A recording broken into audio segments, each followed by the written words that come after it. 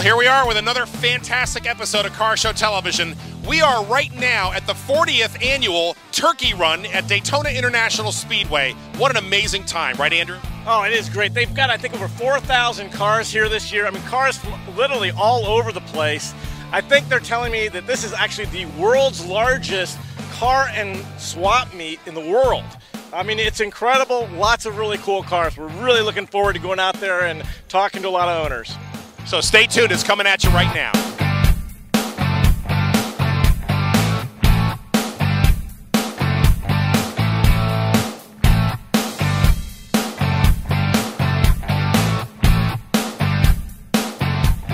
Okay, guys, we are live here at the Car Show Television Media Tent. This is our first live performance. We're actually here with Christy Lee of All Girls Garage on Velocity Channel, and this is an extraordinary event here. It's Thanksgiving Day. Happy Thanksgiving to all of our viewers out there.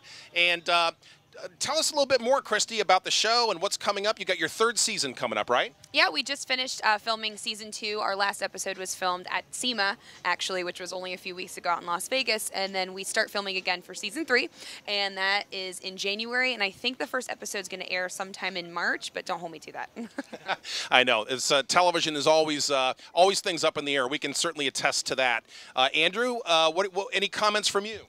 Well, you know, I mean, they've got like, I think they said last I heard they registered over 3,300 cars here, and I think they're expecting well over 4,000 cars here this weekend. And we can already see some really awesome cars rolling in, so I'm really looking to getting out there and going around and looking at the cars and seeing what we got. Is there any favorites that you've got that you're looking for while you're here?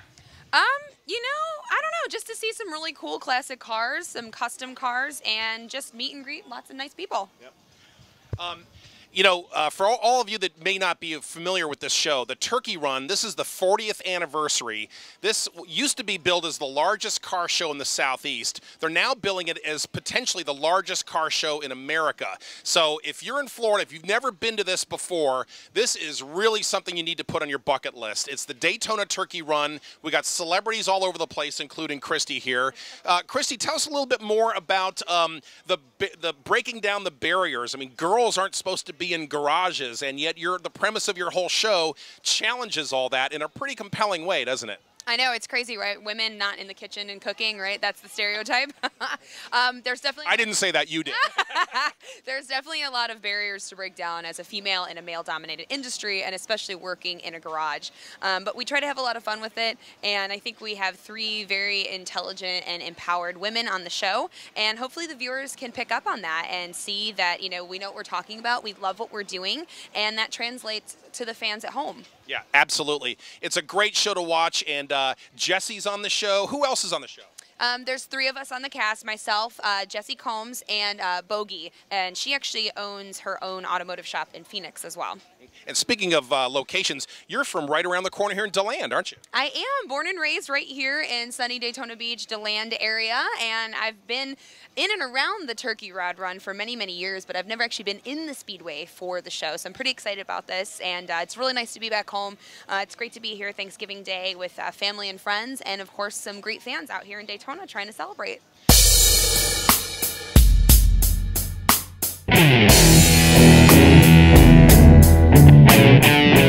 Up next on Car Show Television.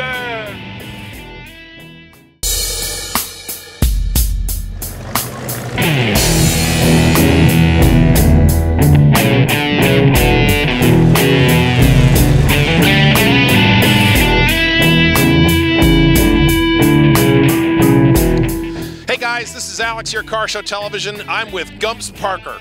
Gumps, what are we looking at here? We're looking at a 1940 Cadillac limousine. It's a 75 series. I probably had it about 6 or 8 years. It's got a big block Chevrolet motor, 4L60E overdrive tranny, 9-inch Ford rear. I drive it pretty much everywhere. I've probably got about 50,000 miles on it. It's drive it. I go to all the national car shows and stuff like that. And it's like my girlfriend. I'm not married. friend. Yeah, I think maybe you better stop right there, Gums. I love the hat. Thanks for getting the spirit here for the turkey run. This is your 25th year coming here, right? Yes, sir. Yes, sir. So you've got a lot of history coming back here, and I guess the bottom line about a car like this is guys like you and me can fit in it, right? Yes, sir. I look awful funny in a Volkswagen. You and me both. About 6'4", about 320. Yeah, it's plenty of room in it. I always chauffeur all my friends around. Usually get about 6 or 7 people in the car, and we have a good time. It's got a siren on it, and it's got air horns. Really? Would you like to hear that? Yeah, we would love to hear that. Where's the horn going to be from? Right up front here? I shouldn't have eaten that burrito earlier, sorry.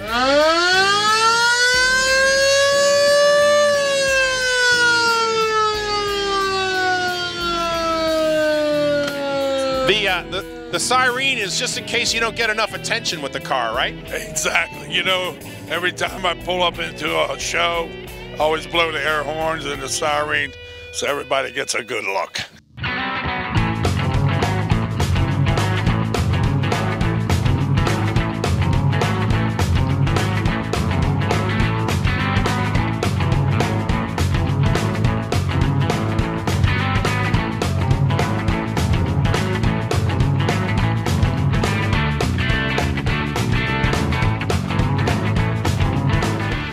Okay, my name's Tom South.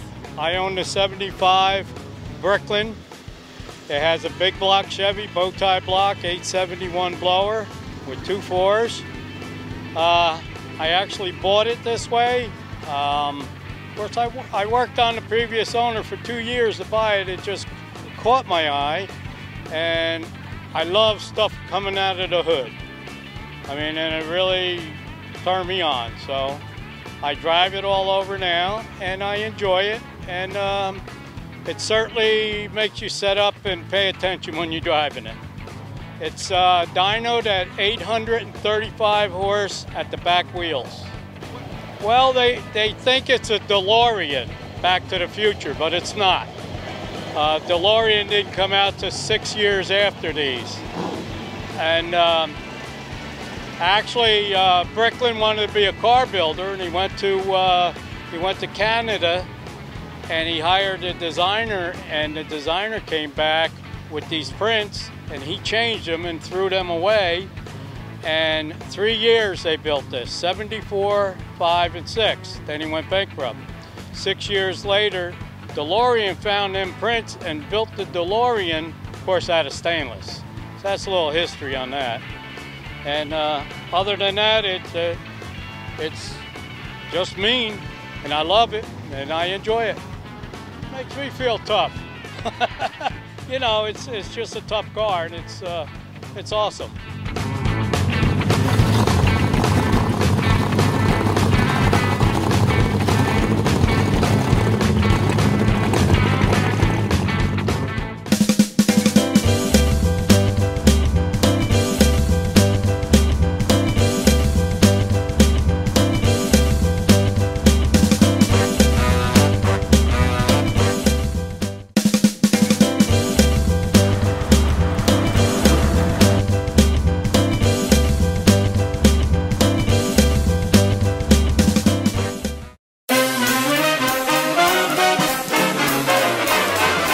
Hi, this is Bob Phelps. I'm from Naples, Florida, and I spend my winters there, my summers up in Michigan.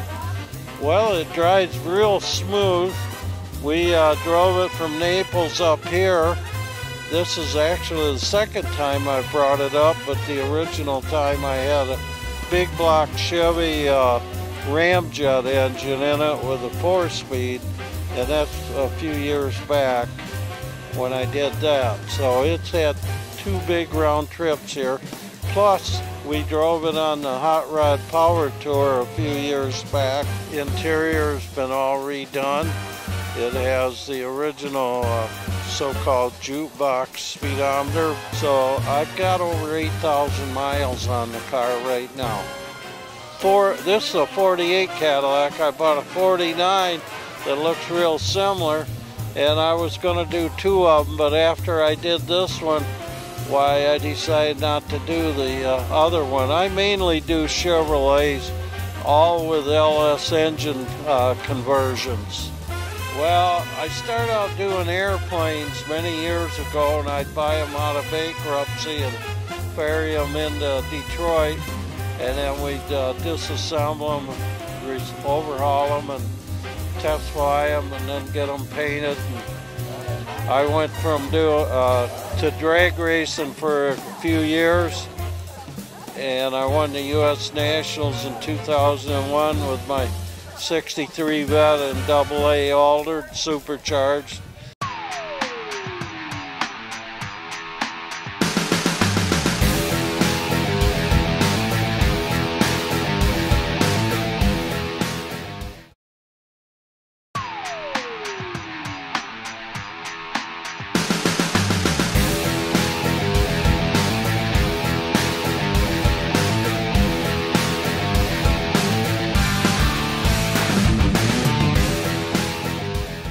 Hey guys, Alex here, and I am standing in front of what is undoubtedly the most iconic 50s cars. This is the 1959 Cadillac Eldorado Biarritz convertible. This was the ultimate, affluent gentleman's car, and it is absolutely gleaming. I mean, this paint job is spectacular. The use of chrome is extraordinary. The Biarritz version included this chrome spear that started at the actual windshield and made it all the way back to the tail fin. Now, I know Andrew likes to shoot the front of cars, but the real story is in the back of this car. And if you come back to the back of this car, you can see a tail fin that is so incredible that it actually looked dangerous. The rocket ship inspired tail lights were something that is probably about as American as apple pie.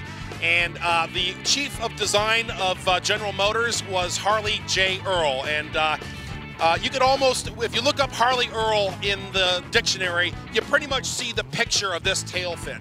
This is an absolutely extraordinary car. The interior was loaded with all kinds of goodies, including that little pod that you see on the top of the dashboard. What that pod did is that when an approaching car had its high beams on, it would sense the high beams and automatically lower the lights to the low beams. There's all other kinds of great electronic accoutrement that's in this car, including cruise control and a number of other great features. But what really is so striking about this car is its sheer appearance. If you pulled up at a restaurant in this car, it turned heads back in '59, and guess what? It still turns heads today.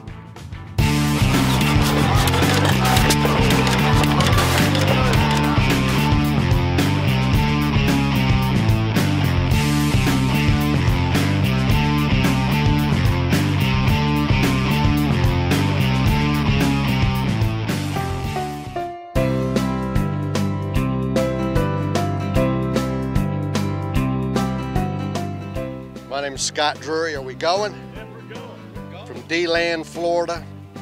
I've been watching this beast in the cow pasture for 15 years. I just got it a month ago. It's a serial number 1, twin coach by the Fagel brothers. And just did get it ready in time to run it over here to the show, but it runs excellent. And I got the front brakes working anyhow. Right here out of date. It's an international drivetrain, a red diamond 6-cylinder gas motor. It was bought brand new by Ridgeway Mayflower Mover. I've got the original title, a copy of it. Well, if I tell you how much I'm gonna get for it, my wife wants a new car, and I can't say how much it is. Yeah, we drug it home, had to get the motor unstuck, but that 2-barrel Holly is running right now off of it and never have to do nothing to it. I can't believe it. I'll start it up for you in a minute. I didn't flush the gas tanks out yet, so I got to pump it up.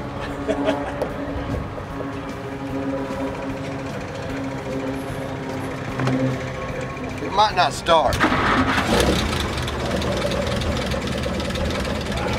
Listen to that. Got the original cobwebs from 30 years ago. That increases the value. That's what I thought. I had to put some New hinges, the new floorboard. It originally had wood on it, on the floorboard. There's a Fruhoff frame. And I had to put a little goop putty on the water pump because I didn't have time to rebuild the water pump so it wouldn't leak out faster, you know, than I drove it. Isn't that thing a sweetie? I've spoke to some other older guys that knew this engine from years ago. They said it was an excellent running motor.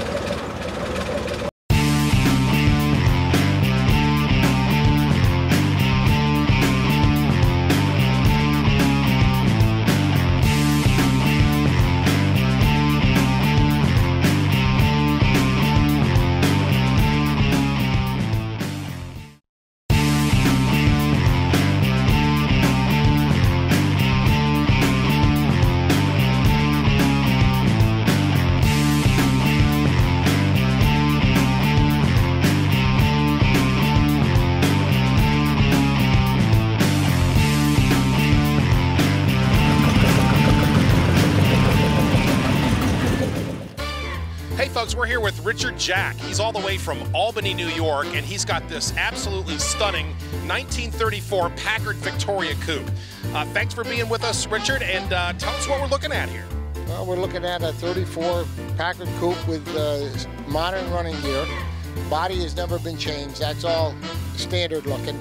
The engine is 502 700R4 with a 9-inch rear end, a Ford rear end.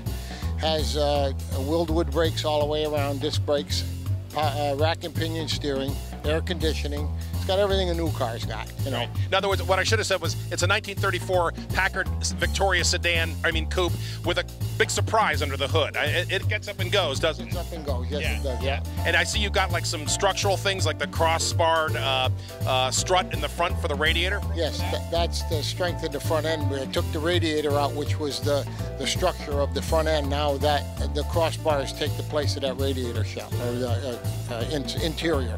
Right. Well, Packard was one of the more upscale marques of the time. It had a very regal, elegant kind of stature and appeal. The grille was extremely distinctive. Nothing else quite like it out there in the market. You maintained that regality of this car, and you really haven't, in all the modifications, what I really liked about it is that you haven't really taken away from the original visual beauty of it. Well, you can't. How do you change the beauty of the car? You can't improve that. Right. So I just wanted to keep it exactly like it looked, same ride height, and just had wheels and stuff made for it to keep it at that height, and nothing else changed. It looks just like you go down the road and it's a 34 Packard. You don't know the difference, you know. Right, right. Well, if somebody challenged you at a stoplight, they'd know the difference in a hurry. Yeah, that they would, yes. So this is really for the gentleman who wants to have the Roadster with the coupe, but it's also someone who really wants to have a little horsepower too. Yes, yes, sir. Okay. Anything else about the car you want to tell us? Tell us about the pearlescent paint. What about that? The pearlescent paint is a 91 Dodge Stealth paint. I was going to paint it a light gray because there wasn't any other color out there that was really fit this car. It was dark green originally, but the light colors make it look better, show the chrome better. And then I seen this, it was at a Dodge dealer, and they were showing the Stealth up on one of those angled bases, you know, and the color jumped right out as I drove by it. So I turned around and went back in. They gave me the paint code, and we changed the paint, and that's how we painted it this color. It's 91. It just looks great with all the chrome. It's a fantastic car. Tell us about the turkey run. I mean, is this something you do all the time? No, I've been down here. I had a limousine that I had built before. We had it down here for sale about 6 years ago. But I wanted to make this trip with this car, you know, because I've never seen anything like it down here either. So I said I got to bring it down, you know, and yeah, so that's why I'm here. Yeah. You having a good time? Is it colder here or is it colder in New York right now? It's colder in New York, believe me. I believe that. Well, thanks for talking with us. It's a beautiful car, and I hope you have a great time for the duration of your stay in Daytona. Sure will. No problem with that. Yeah.